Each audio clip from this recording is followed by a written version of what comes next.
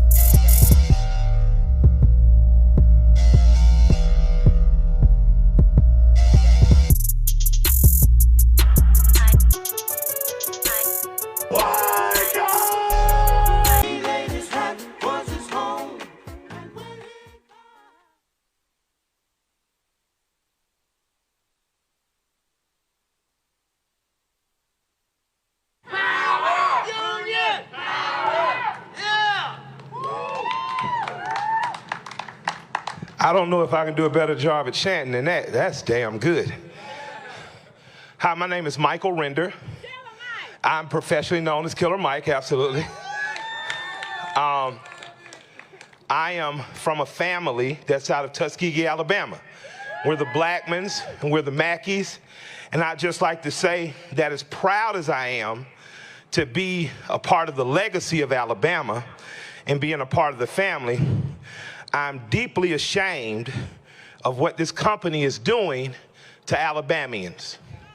I'm ashamed that we still live in a country where we celebrate someone, and I qualify, I'm what they call in the South Negro rich. I got enough money to last me my lifetime. I'm gonna try to have some left over for my kids, but I'm gonna have a lot of fun while I'm here.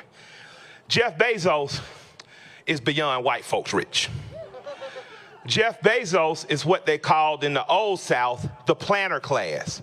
And what was the planter class? The planter class was the class of people who could afford to own plantations, and then they would use people that they had labeled as poor white people who were living this gypsy lives, going through the South working. They came up with a name for those poor white folks. They called them crackers. And they decided to distinguish those poor white people from the planter class, and they used them in the fields. And there was another people that they had brought over from Africa that they called niggers. And they worked both of these classes of peoples relentlessly in drudging heat in the South for the profit of the planter class. That planter class became enormously wealthy. They did trade that enriched not only the South and the Confederacy, but before and after that, this Union. So this country was built, as the Vice President of the Confederacy said, on the cornerstone of not only slavery, which he indicated, but an indentured servitude and a suppressive workplace that kept poor people poor by keeping them separated, keeping them humiliated, and keeping them down.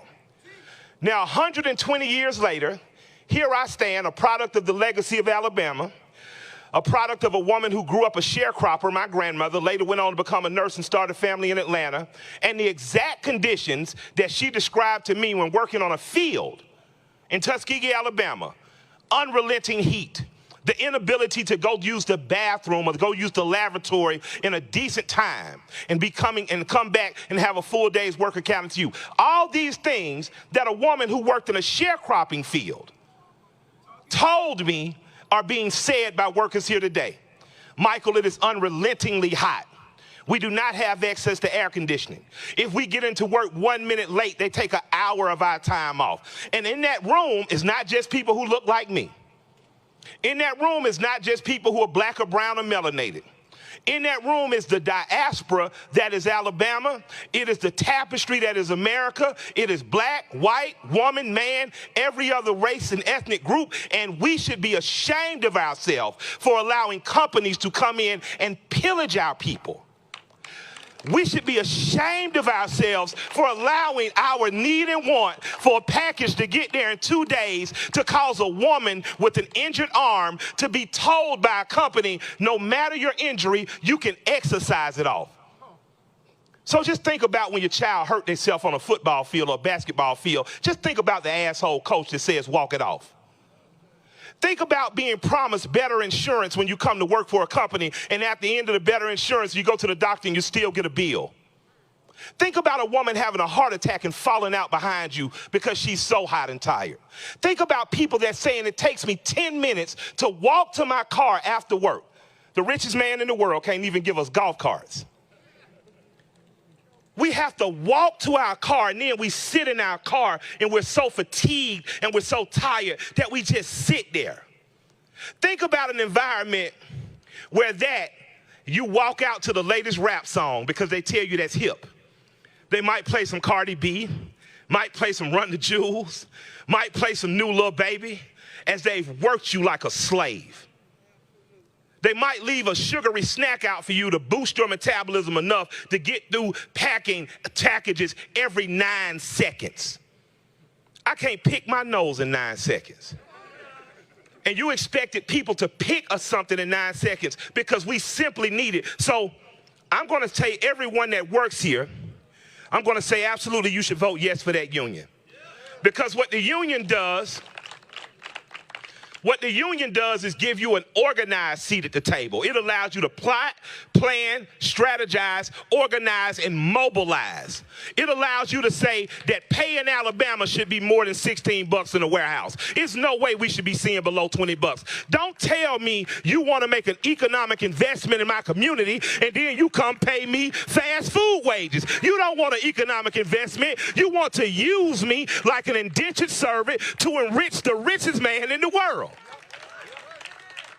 Now, I've heard stories about other rich men. That was a rich man in Africa. His name was Mansa Musa. He had a kingdom called Mali. He was so rich when he took his pilgrimage to Mecca, he gave away gold all along. Messed up the world trade for about 7-8 years. But that is the heart of a truly rich man. The heart of a man who's worth $150 billion, who will not provide air conditioning, who will not provide an hour paid break, who penalizes people for being a minute late. That is an evil, evil heart.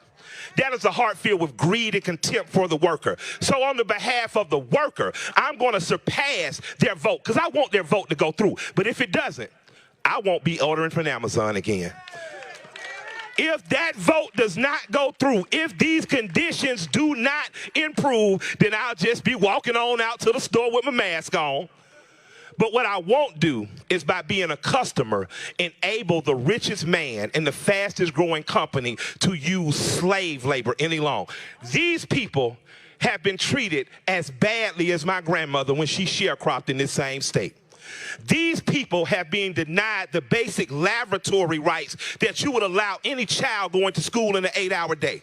These people, in the name of the convenience of shit getting dropped at our door, are being used and abused as though they're tools and their life can be thrown away because it's peak season. So what I'm going to tell the public, past the union, past Mr. Bezos, is if they won't treat their people right, who are we if we stand on the side of evil just to get a package to our door 2 days? So I want people after today to take a firm look in the mirror and look at your fellow statespeople, look at your fellow Americans, and I want you to say this to yourself. Them having a master, good or evil, is not worth me getting a package in 2 days at my door. I'm just going to bet a plan and order 2 weeks earlier. But what I'm no longer going to do is support any evil because it's more convenient for me at the expense of these beautiful, wonderful, working their ass off people here in Bessemer, Alabama. I want to tell you, I love you. Listen, you're in a privileged position to learn a thing or two. Keep your mouth shut and your eyes open.